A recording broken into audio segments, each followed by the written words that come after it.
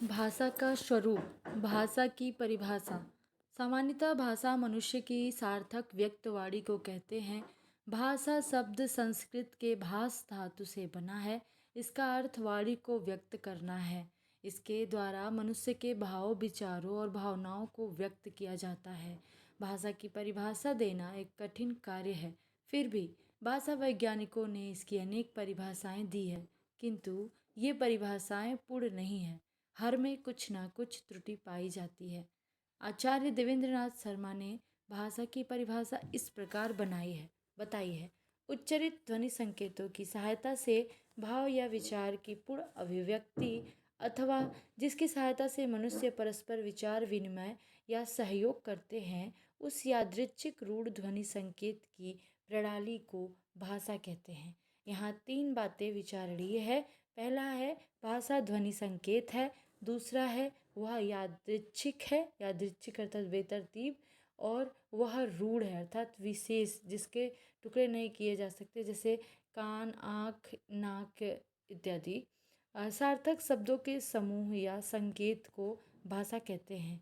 यह संकेत स्पष्ट होना चाहिए। मनुष्य के जटिल मनोभाव को भाषा व्यक्त करती है, किंतु केवल संकेत भाषा नहीं है।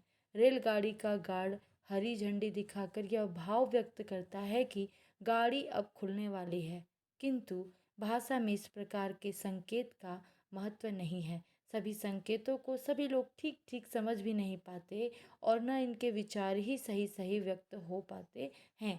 सारांश यह है कि भाषा को सार्थक और स्पष्ट होना चाहिए। दूसरा है भाषा यादृच्छिक संकेत है। यहाँ शब्द और अर्थ में कोई तर्क संगत संबंध नहीं रहता। बिल्ली, कौवा, घोड़ा आदि को क्यों पुकारा जाता है, यह बताना कठिन है। इनकी ध्वनियों को समाज ने स्वीकार कर लिया है, इसके पीछे कोई तर्क नहीं है। तीसरा है भाषा के ध्वनि संकेत रूढ़ होते हैं। परंपरा या युगों से अनेक इनके प्रयोग होते आए हैं। औरत, बालक, वृक्ष आदि शब्दों का प्रयोग लोग अनंत काल से करते आ रहे हैं। बच्चे, जवान, बूढ़े सभी इनका प्रयोग करते हैं। क्यों करते हैं, इसका कोई कारण नहीं है। ये प्रयोग तर्कहीन है।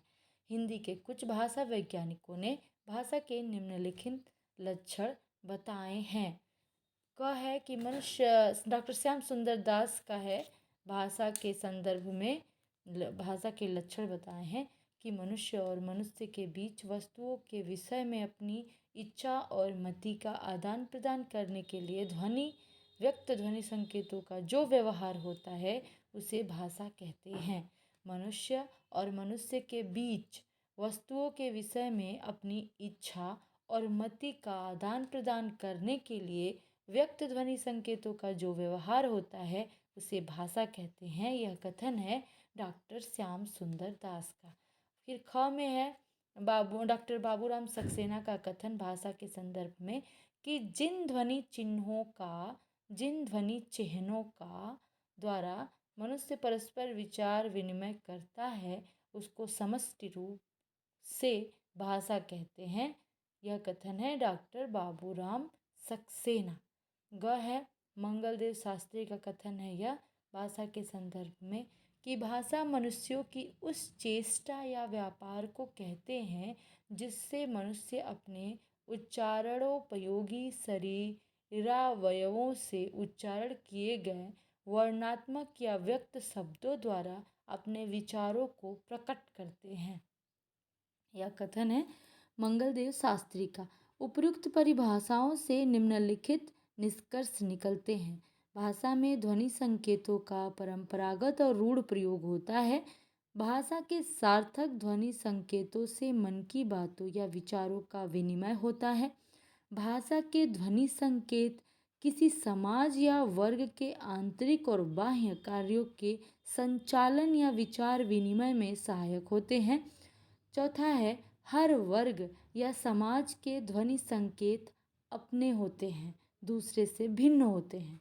पांचवा है भाषा के ध्वनि संकेत उच्चारणोपयोगी शरीरावयवों से वर्णों या शब्दों से व्यक्त होते हैं। इस प्रकार हमने आज देखा भाषा का स्वरूप, और अगले वीडियो में देखेंगे भाषा की प्रकृति। धन्यवाद।